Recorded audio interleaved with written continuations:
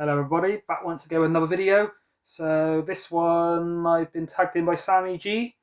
So it's his cinema all-nighter. So if you were to choose 4 movies for a cinema all-nighter, what would you choose? And obviously being the Halloween season, it's horror films. People don't know Sammy G. His channel's called Sammy G's World of Cinema. Really sound guy. I don't think he's been collecting too long, like 6 years or so, but he's got an impressive collection. I think he did say his favourite genre is drama. He's got a lot of like BFI, Criterion, things like that, but he is sort of into his horror now, and I don't think he's been watching horror too long, but he has, I think he said 4 years or so, but he has got quite a good knowledge of it, and on his pick he chose some really good films that I would agree with. Yeah, obviously check his channel and sub to it and that if you haven't. He's also tagged Marcus from X-File 2708 and Ash Popcorn at Horror.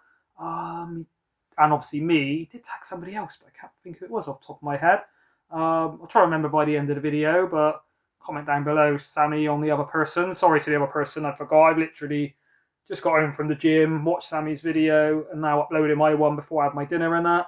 I'll try and tag some people at the end. Obviously, if these people are busy, I don't expect them to do a response. Might have already even been tagged. Obviously, I've seen Sammy's one, but yeah, Ash at Popcorn at Horror, really sound guy, really good knowledge of horror, really good collection. Knows a lot of deep cuts and stuff. Do have very similar taste to him in a lot of films and stuff that we grew up watching and that. Marcus the same, sort of rebuilding his collection, although it looks like he's really progressed and come on nicely. Who was the other person? It wasn't Roy Barrett, it wasn't Stuart George, it wasn't Ollie Loves Film.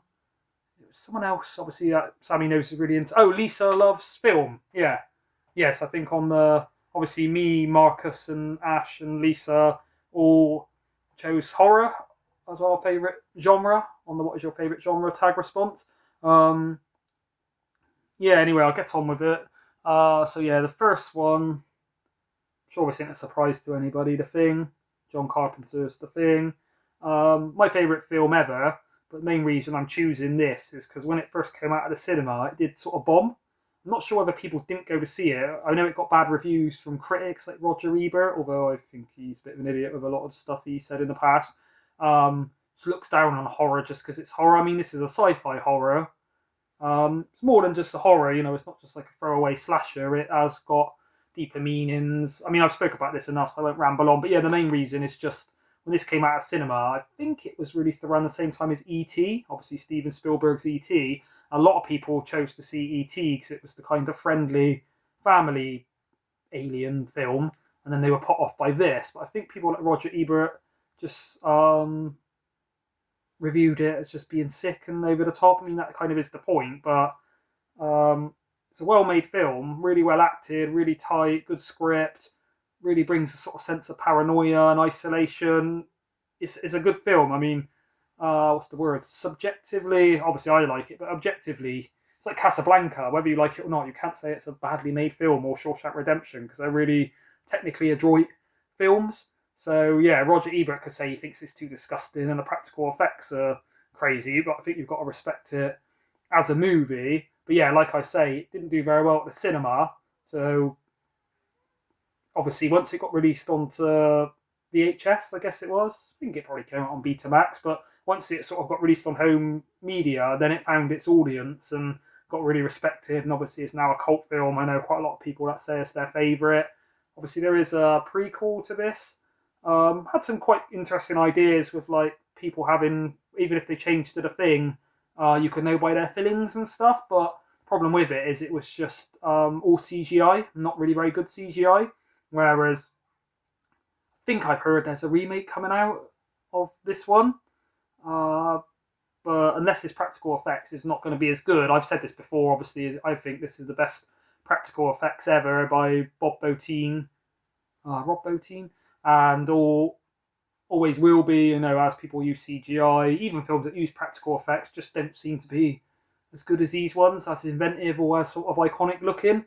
But yeah, just because, you know, obviously this came out, I guess, what year was it? 82, so it was before I was born. But obviously, I wouldn't have been allowed to go and see this at the cinema. My parents might have let me, but I guess surely Usher, they still called it, the cinema, wouldn't have let me in. But yeah, just because when it came out, I don't know if it flopped financially due to the criticism. I don't think it was popular with audiences, or whether people just didn't actually go to see it.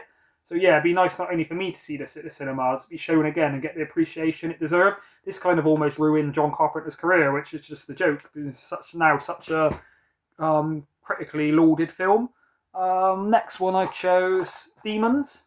So Mario Bava. Oh, I know. Obviously, it's directed by Mario Bava. Sorry, Lamberto Bava.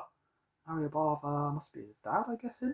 I always get those two muddled up. And then it does say and Dario Argento. So whether he writes the script or something, I can't really see on the back who did what as far as the film. But yeah, reason I chose this, it is a fun film, but it is actually set in a cinema.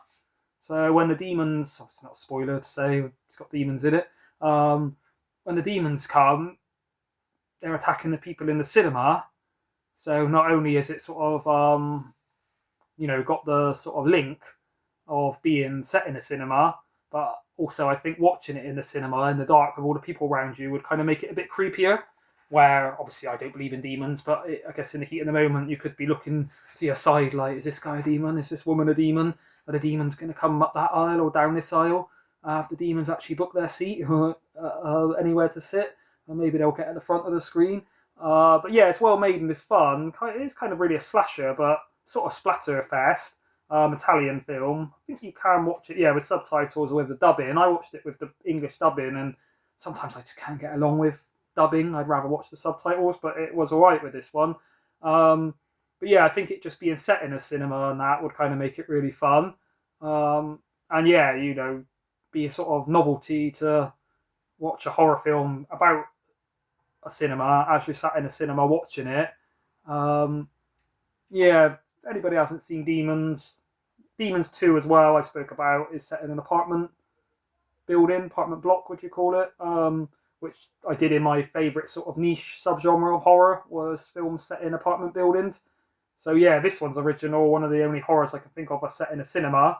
Joe Dante's Matinee, it's not a horror film, it's kind of a B-movie sci-fi throwback, but well made, is set in a cinema. And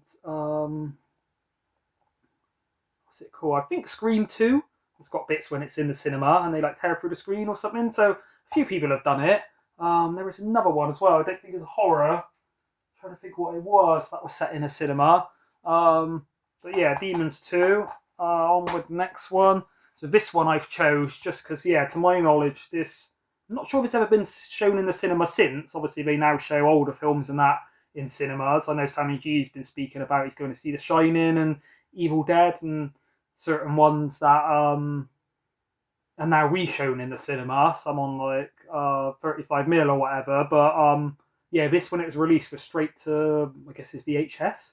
Obviously, I've got it on DVD. I think you can get it on Blu-ray or 4K, but I think it might be like an American import. But yeah, this needs an upgrade. I've said before in like underrated movies video, but I think this is like a classic and like slept on. Kind of is a slasher. Kind of has got a made-for-TV feel, but not in a bad way. It's well made, and yeah, it is really creepy, really inventive. See like a bit of it on the back. Obviously, you can see that character on the front. Is actually directed by Frank De Felitta. So I've actually heard of him or other things by him, but yeah, I think this would be nice to see in the cinema because it wasn't released in the cinema. It was released direct to, I guess you call it home video or physical media. Might have been shown in the cinema since, but never to my knowledge. And like I say, a lot of people just don't know this film. Whereas to me, this is like, it's sort of half slasher, half scarecrow horror. But yeah, more iconic than, no offense to people that love the original Friday the 13th, but better than that in my opinion. Up there with like The Burning, original Halloween and original Scream, and then more recently You're Next are some of my sort of favourite slashers. But yeah, I would recommend this if people haven't seen it. Not sure how easy it is to pick up, but yeah, is it 81, year 19... yeah, 1981 it was originally released, but does have a really kind of classy kind of style of the acting and stuff to it. So yeah, that one I would like to see on the big screen. And then final one, British film. As an honourable mention before I show this, I was thinking of The Descent, film by Neil Marshall. Really enjoy that film. One of the creepiest, most claustrophobic films I've ever seen. I had been caving as a kid before I seen the movie. I don't think I could go caving again. Not so much because of the horror elements, but just the claustrophobia of being trapped in the cave. Obviously, I went, I think it was with like scouts or something when I was younger on like an expedition with sort of leaders and professionals. Back then I was real sort of small and skinny, so I wasn't too worried about getting trapped. I wasn't really scared of the dark or claustrophobic, but once you see it in The Descent, it really sort of really utilises the claustrophobia and that well. Yeah, I didn't choose that just because a lot of people know it, and I think it is a kind of film that's better to watch in a smaller environment, sort of when you can focus, when it's quiet. So yeah, I've gone with another British horror movie that I think is really slept on. I think it's Christopher Smith. Yeah, Christopher Smith does a few other good movies. Hopefully, there's not too much glare on these ones I've showed because I have not put the light on today, whereas the last few videos I did, which might have been a bit of a mistake, but I think it's still light enough outside and in this room to show it. So yeah, British movie, pretty unknown to my knowledge. Obviously, there's a more modern film of Creep, which I do really like, sort of found footage, which I think is getting a nice release on Second Sight soon. But yeah, I don't know if you can get this on Blu-ray, but I don't think it's had 4K or like a special edition release or anything. This does need to be picked up and put out, given the sort of love and respect it deserves. But yeah, I think this is an underrated, unknown film. Not only is it pretty brutal, pretty gory, well made, entertaining, but it's sort of set under the London Underground in like the subway, which not only is quite an original idea. I think there was an old one years ago. It's like another British film about being set under a subway. What was it called? Something new. Something. I can't think. If anyone knows, comment down below. I guess it was like late 70s. Was set in the London Underground. Stuart George or Roy Barrett might know. Just I know they're into some of their like classic movies, and then there were a lot of sort of films from the 70s and stuff. Something Line. Not London Line. I'll try and research it after this and put it in the comments. I kind of forgot about it until I started speaking about this. But yeah, I really enjoy not just films but documentaries and stuff about like subterranean places. So I think I said before the catacombs in Paris. What are they called? Edinburgh Vaults, I think they're called, and subways and stuff. Especially like to go in an abandoned subway, urban exploring, I would really enjoy. So yeah, set under there. It's got Franca Potente in it, who's a really good actress. And then has it got? I think the guy. See if we can see his name. And, yeah, Sean Harris, I think, is the guy that actually plays the creature. It's not really a spoiler to say there's a creature, but yeah, it plays really well on like the claustrophobia. And then there's this like homeless couple that are living down in the subway. There's like a guard and a CCTV. But yeah, it's really like the setting. But yeah, quite sort of a few moments of quite sort of shocking gore and stuff. Really creepy, as you can tell by the name Creep. But yeah, I recommend this one just because I don't think that many people know it. But also, I think it'd be good on the big screen. Not because it's got really good sound effects and quality, but to hear the trains going past and just sort of bit when the guy's walking down the subway and you can just see a light in the background that looks like a train coming. I think on the big screen that'd look amazing. So yeah, with all these, I've not just tried to choose them due to their theme being sort of thematic, but also how they would look and sound. So obviously, if you've got certain films that doesn't have a great soundtrack, then I guess it ain't going to sound good on the sort of surround sound of the cinema. Whereas, say, Jurassic Park, when I seen that as a kid in the cinema, best film I've ever seen in terms of sound. And obviously, as the T-Rex steps down and the water sort of shakes, the whole cinema was shaking. It really sort of makes use of the sound. So yeah, this does have, I guess it'd be quite a loud sort of soundtrack in the cinema, sort of a few jump scares and things. But yeah, that's the my choices. It was hard to narrow it down to just four really. And then obviously The Descent as an honourable mention. But yeah, I think that one's probably better sort of watched on your own at home in the dark in like a tight space, especially if you've got claustrophobia.